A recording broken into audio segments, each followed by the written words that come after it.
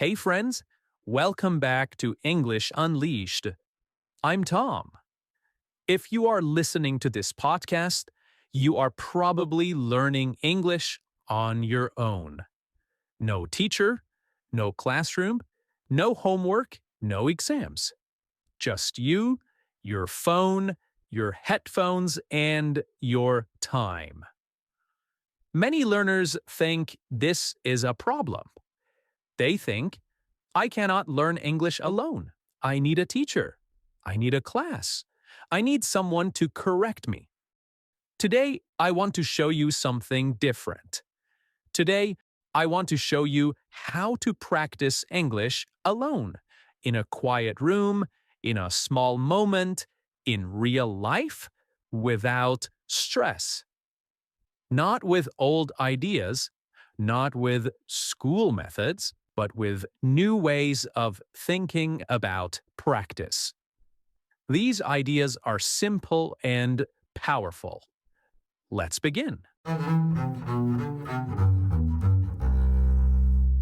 Now, most learners believe that practice looks like this.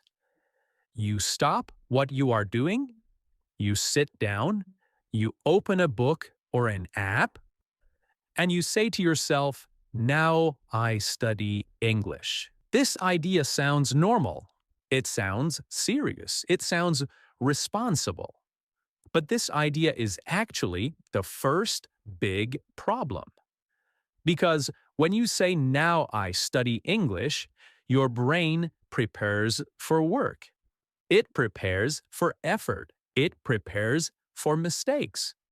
And very often, it prepares for stress. Real English practice does not need this feeling. Real English does not live in books. It does not live in classrooms. It lives in life. Think about this expression, to fit something into your life. Okay? To fit something into your life. This means to make something a natural part of your day, not something heavy or difficult. English, my friends, should fit into your life, not sit on top of it like a heavy bag. Now, here is a new way to think. Instead of creating study time, you create language moments. What is a language moment? A language moment is very small, so small that your brain does not resist it. Okay? It is 10 seconds, sometimes 5 seconds, sometimes just one simple sentence. Because when something is small, it does not feel scary. And when it does not feel scary, you actually do it. Now, let me explain this with a very normal situation. You are making tea or coffee. This is not a special moment. You are not trying to learn anything. You're just standing there. Most people say nothing. Their mind is empty or it is somewhere else. But you gently change one thing. Inside your head, slowly and calmly, you say, I am making tea. The water is hot. I am waiting. Nothing more. You do not repeat it 10 times. You do not check grammar. You do not ask, is this correct? You just let the sentence exist. This is important. This is not speaking practice. This is thinking practice. And thinking in English is real practice. Now, many learners believe that only speaking counts. Well, speaking is important. But before you can speak easily, you must think comfortably. Thinking in English is like warming up your engine. It prepares your brain without noise, without pressure. Now let's look at another everyday moment. You open your phone, and before you read messages, before you scroll, Before you disappear into the screen, you pause for 1 second and say inside your head, I'm checking my phone. I want to see messages. I am just looking. Here is something important. You're not translating from your language. You're not saying the sentence in your language first and then moving to English. You are going directly to English. This is what we call cutting out the middleman, okay? Cutting out the middleman. The middleman is translation. And when you remove it, English becomes faster and more natural. You are also not correcting yourself. Correction kills flow. Think about this idiom, to get in your own way. It means you stop yourself from moving forward, to get in your own way. When you correct every sentence, you get in your own way. Language moments are not about being right. They are about being present. You are simply connecting English to what is happening right now. This connection is powerful because the brain loves meaning. And life is full of meaning. Most learners say, I will practice when I have time. But time does not appear suddenly. Perfect time is like a perfect day. It sounds nice, but it rarely comes. Here is another expression, waiting for the right moment. It means you delay action, hoping for ideal conditions. Language moments remove this problem. You will no longer wait for the right moment. The right moments do not wait.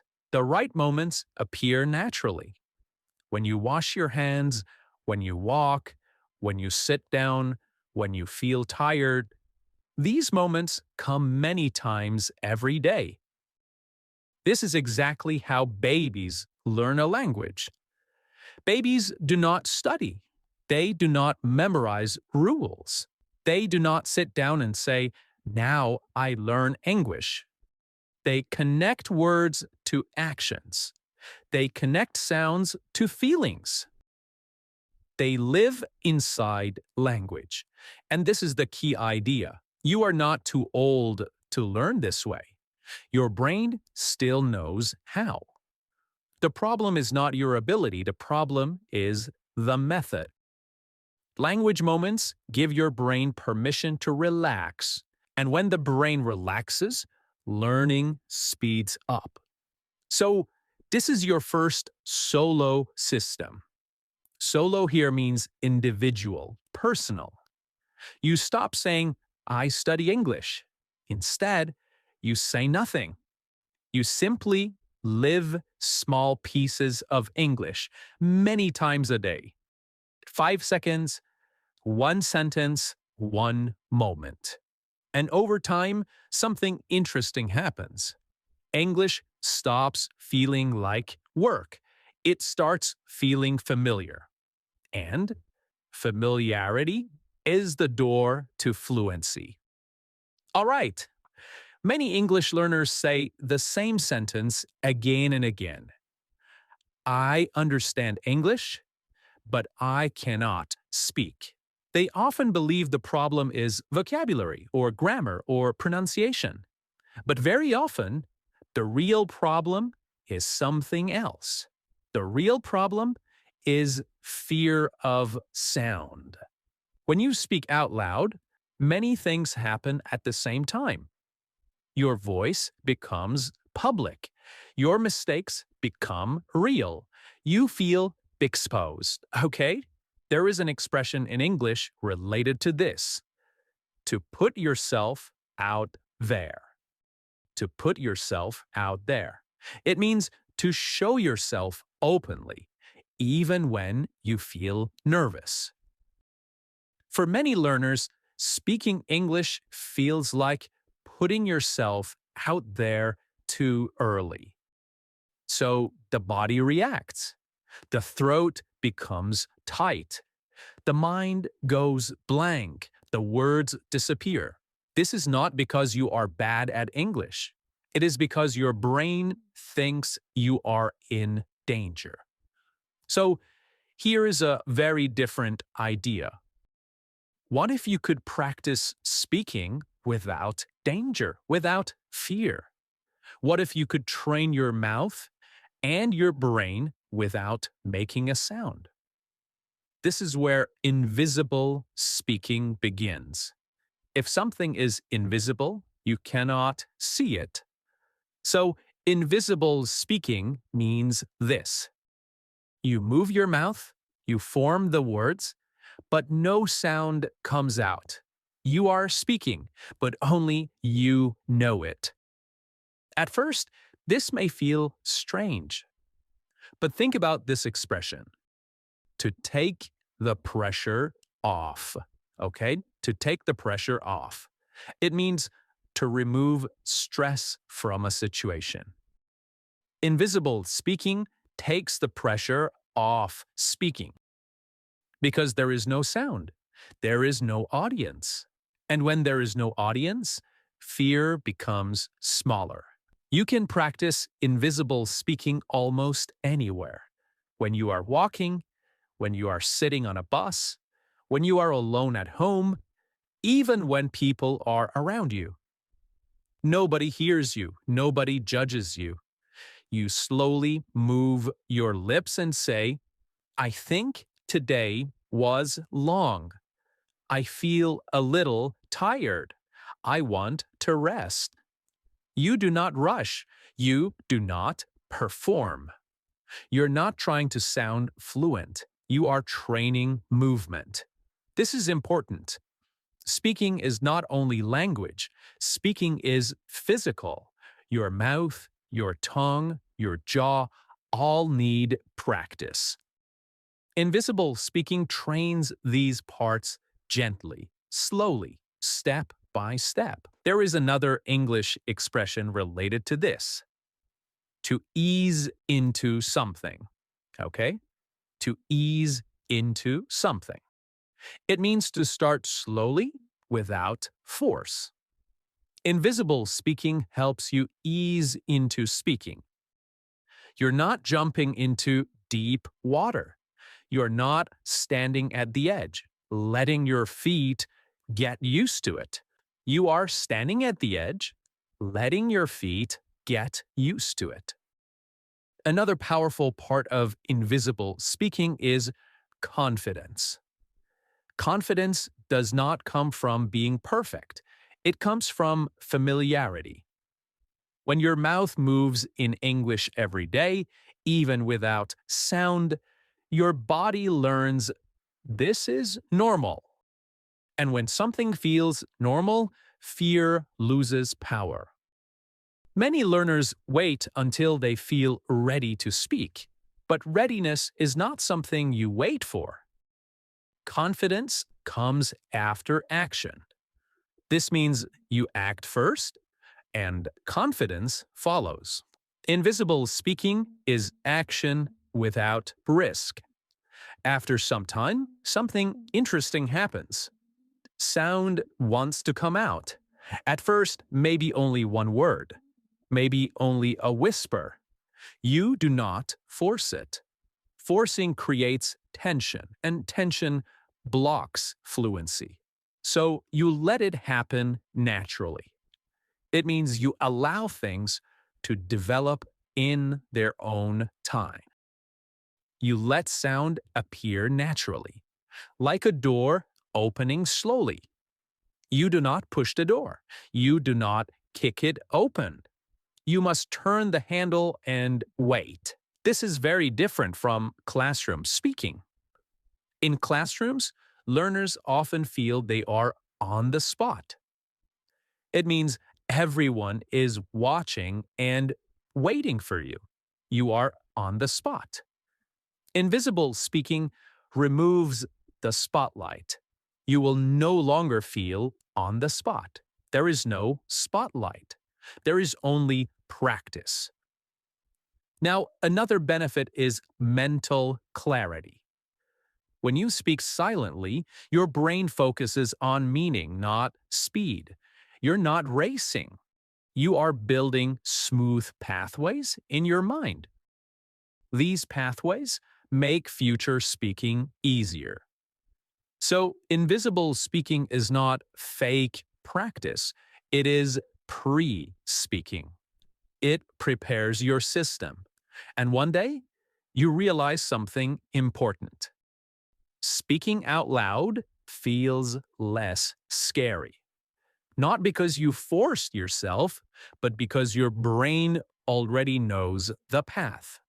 Invisible speaking taught it the way. This is practice without embarrassment, practice without correction, practice without stress. And that is why it works. Okay, most English learners believe that progress comes from learning more words, more grammar rules, more lessons, more videos. They feel that if they stop adding new things, they stop moving forward. But this way of thinking often causes a problem. The mind becomes crowded. There is an English expression related to this: to have too much on your plate. Okay? To have too much on your plate. This means you are trying to handle too many things at the same time. Many learners have too much English on their plate. They know many words, but they cannot use them easily. They understand many rules, but they freeze when they want to speak. This happens because language does not grow wide first. It grows deep first. So here is a very different idea. Instead of learning many things in one day, you learn one idea, not one word, not one grammar rule, one idea. An idea is something human, something you feel, something you experience. For example, the idea of being tired, the idea of waiting, the idea of enjoying something small, the idea of not wanting to do something. This is important. Ideas connect language to life. Words alone are empty. Ideas are meaningful. They are full. So when you choose one idea for the day, you say to yourself quietly, "Today, my English idea is being tired." That is all. You do not write it down. You do not study it. You simply keep it in your mind. Then, during the day, you return to this idea again and again in English. You might think, "I feel tired today. I am a little tired, but it's okay. I was tired this morning. I want to rest later." These sentences are simple, but something important is happening. You are not chasing English. English is walking beside you. You let the sentences sink in. It means you give your brain time to fully absorb something. The one idea day system lets English sink in. You're not rushing. You are circling the same meaning from different angles. This builds comfort, and comfort is more important than speed. Many learners believe fluency means fast speaking, but fluency actually means easy thinking. When the same idea comes back again and again, your brain stops working hard. The sentences come more naturally. This is how children learn to speak. They talk about the same things many times. They do not say something new every minute. They repeat ideas, but in slightly different ways. This repetition is not boring for the brain. It is reassuring. And there is a related idiom: to get the hang of something. It means to slowly understand how something works. The one idea day system helps you get the hang of English thinking. You're not memorizing. You're living inside meaning. Another important part of this system is emotional safety. When learners try to practice many topics, they often feel lost. They think, I don't know enough words. I don't know how to say this. I am missing something. This creates frustration. But when you stay with one idea, you stop feeling behind. You feel grounded. Grounded means stable and calm. You know where you are. At the end of the day, you can say, today I talked about being tired. That sentence alone gives you a sense of progress. Not fake progress, real progress. And that is a small win. Small wins are small successes that build motivation. One idea is a small win, and many small wins create confidence. This system also teaches you flexibility. You learn that one idea can live in many sentences. You learn that English is not fixed, it moves, it bends, it adapts to your life. And something else happens quietly. The next day, when you choose a new idea, the old idea does not disappear. It stays. Your English grows like a tree, not wide and weak, but deep and strong. Roots first, branches later. Okay, from the first day of school, we are trained to think in a very simple pattern. Question, answer. The teacher asks, the students answer. This pattern feels normal to us because we grow up with it. When the answer is correct, everything feels fine. We feel safe. We feel smart. But when the answer is wrong, something uncomfortable happens inside us. We feel small. We feel embarrassed. Sometimes we feel afraid. Little by little, our brain learns a dangerous lesson. It learns that speaking is risky. It learns that silence is bad. It learns that not knowing is a problem. This pattern stays with us for years, often without us noticing. And when we start learning English, we bring this pattern with us. We think that every question needs an answer. We think that practice means producing the right response. We think that if we cannot answer, we are failing. But real language does not work like this. Real language is not a test. Real language is not a performance. Real language is not always clean and finished. In real life, language is often messy. People stop in the middle of sentences. People change their mind while speaking. People begin a thought and then leave it unfinished. Think about real conversations you hear every day. Someone asks a question and the other person stays silent for a moment. Someone says, I don't know, maybe, and then stops. Someone thinks out loud, slowly, without a clear answer. This is not bad language. This is natural language. So here is a very different idea for solo practice. You practice English without answers.